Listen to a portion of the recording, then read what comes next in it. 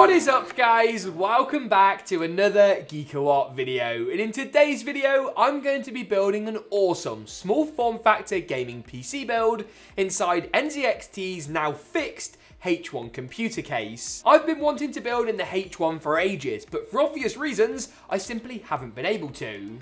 Today that changes. All the fixes on the H1 now make it perfectly safe and great to use in any build, and I'll be coupling it up with some awesome hardware.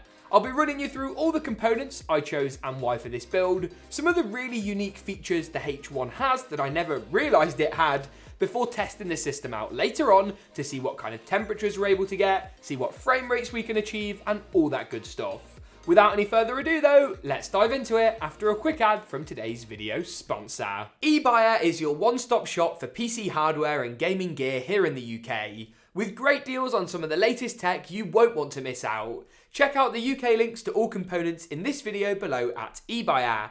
Plus, if you want to see more of me, take a look at their YouTube channel where I've been guest presenting a wide range of videos. From the latest tech to PC components and gear to supercharge your setup, check out Ebuyer using the very first links in the description below. Let's kick things off actually by talking about the H1. Now I know this has been a little bit of a contentious chassis for a lot of people. It was embroiled in quite a bit of drama, but it's got some really cool features that I'm so excited to take a look at. For example, this case actually comes included with both a power supply and a cooler, which justifies its much higher price than what you'd expect. The reason they do that is to make sure that everything fits perfectly in a smaller form factor as possible. One of the biggest problems you often have with ITX chassis is that finding compatible hardware can be quite difficult. Even if it says it supports a 240mm radiator, sometimes some 240s are just a bit too big to fit. This case has none of those problems. Now, the power supply that comes included with this unit is only 650 watts, which is a bit of a disappointment. You could swap this out if you wanted to for something more powerful, but that sort of defeats the point. One thing I do like though is the dual chamber design. You've got plenty of ventilation as well on both this side and this side and this side, and it's a form factor you just won't find when it comes to an off-the-shelf ITX case that doesn't come pre-installed with some of those gubbins. So let's take off as many side panels as we can and actually explore the interior design of the chassis. Pull to remove. Okay, step one. Whoa, that didn't sound great, but I think we're okay. Okay, so we are making some good progress. I took off the front and back panels. That then freed up the top and side panels, which are all one piece. That is this piece right here. What I then went ahead and did was actually just unscrewed the radiator bracket at the top, but left the hinges at the bottom, so this will fold out of the way. We can then very carefully slide out the water block. Look how slim that is as well. This is what I mean about being non-standard. If you had a standard thick water block, it simply wouldn't fit in the chassis. You can then take out this sort of polystyrene protection, which reveals the space for the motherboard. So we've got 4 screws here, and that is for the mini ITX board in this system, which is MSI's B550i Gaming Edge Wi-Fi. Let's move the case to one side for a second though, get the motherboard built up before going back to the H1 in a moment. Now the motherboard I've gone for in this build is a Wi-Fi board, so we've got Wi-Fi out of the box, which is always great to have. It is B550 as far as the chipset's concerned as well, meaning it supports the latest Ryzen 5000 series of CPUs. It's got a built-in rear I/O shield with support for 2.5 gigabit Ethernet and 10 gigabit USB-C and USB Type-A. You've also got some active cooling for both the chipset and the M.2 SSD, of which it supports the latest Gen 4 drives, which we'll look at in a moment. First though, it's time to install the CPU. And for the processor, I've gone for AMD's Ryzen 5 5600X. I've opted to keep this build purely gaming as far as design goes. If you'd like to upgrade it to do a bit of video editing, you could absolutely do so, and jumping up to a Ryzen 7 or even a Ryzen 9 5900X would be a great shout. Just watch out for power supply wattages, as you may need a bit more capacity to make a build like that possible. We're just going to go ahead and install the processor, much like you've done before, by lining up the golden triangle on the CPU with the triangle on the motherboard. And that brings us on to the RAM or memory in today's build, which was going to be XPG's Spectrix D45G, but we're going to have to change this out. This is actually going to be too tall. I hadn't realised how big the heat spreader would be. To give you an example of what I mean, let me take this out of the box and compare it with the replacement RAM, Kingston's HyperX Fury RGB. You won't see much of the lighting in this build, so it's not particularly necessary, but you tend to find that higher speed, higher end memory is RGB anyway. There's not a great deal in it, but you can just see where the actual RAM DIMM PCB ends, and then the RGB on top. XPG, this memory looks actually really, really good. But guys, you're killing me. It's just too big for our system, unfortunately, today. So a 16GB 3600MHz kit of Kingston's HyperX Fury will have to do instead.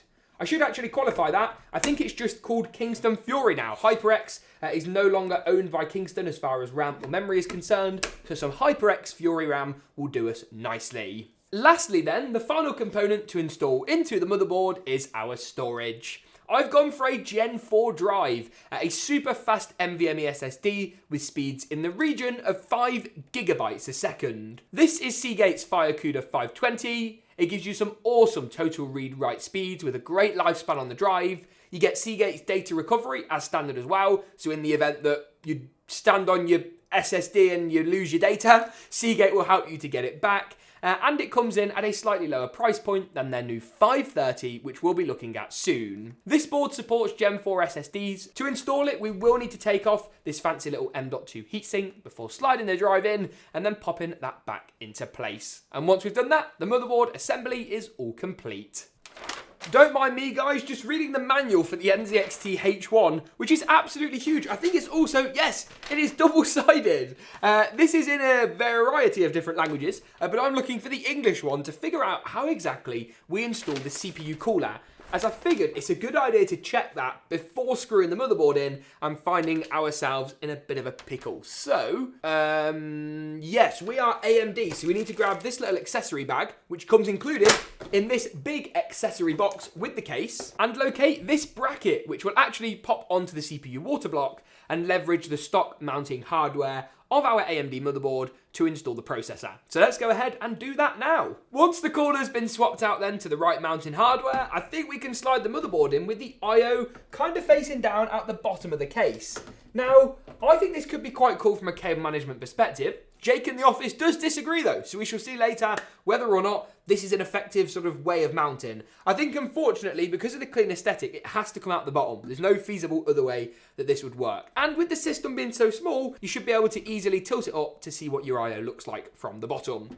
Let's go ahead and fasten the motherboard down, then secure the water block into place before finally folding the radiator mount back up and compacting everything like a big NZXT sandwich. It's really weird looking at this system. I mean, it looks pretty good actually. It's super, super compact. I've just gone ahead and plugged in our PCIe riser cable, which is of course one of the changes on the H1 to make it suitable for use in 2021. Now for the graphics card in this build, I've gone for an RTX 3060 Ti. Now due to the nature of the power supply that comes included in this system, I can't really go too powerful as far as the GPU goes, but for a small form factor system, I'd rather keep the heat lower anyway. Due to the dual chamber nature of this case as well, you'll want to go for a card with an open style cooler, rather than something you'll find on the 3080, where there's actually an intake fan on the rear. If you've got an intake fan here, you're not going to get some great temperatures, so go for an aftermarket AIB card.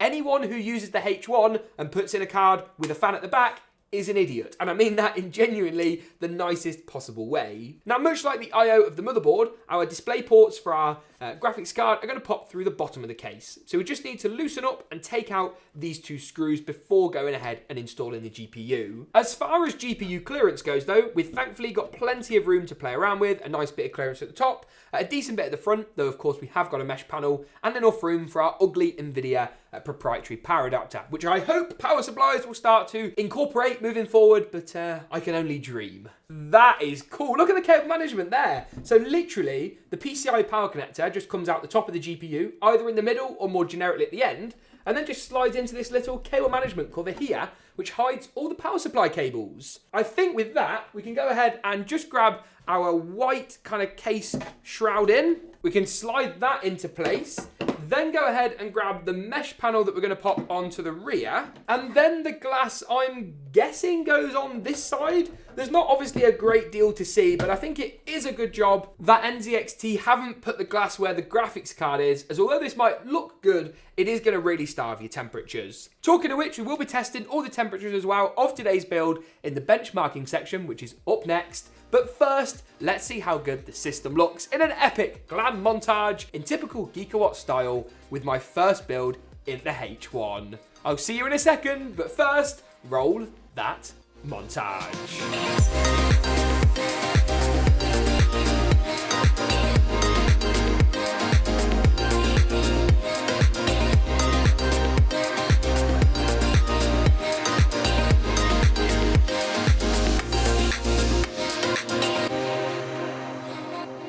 Looking good. I know the NZXT H1 has certainly been a controversial chassis at times, but the interior layout, design and feature set is second to none when it comes to ITX cases on the market, and it really is impressive to build in.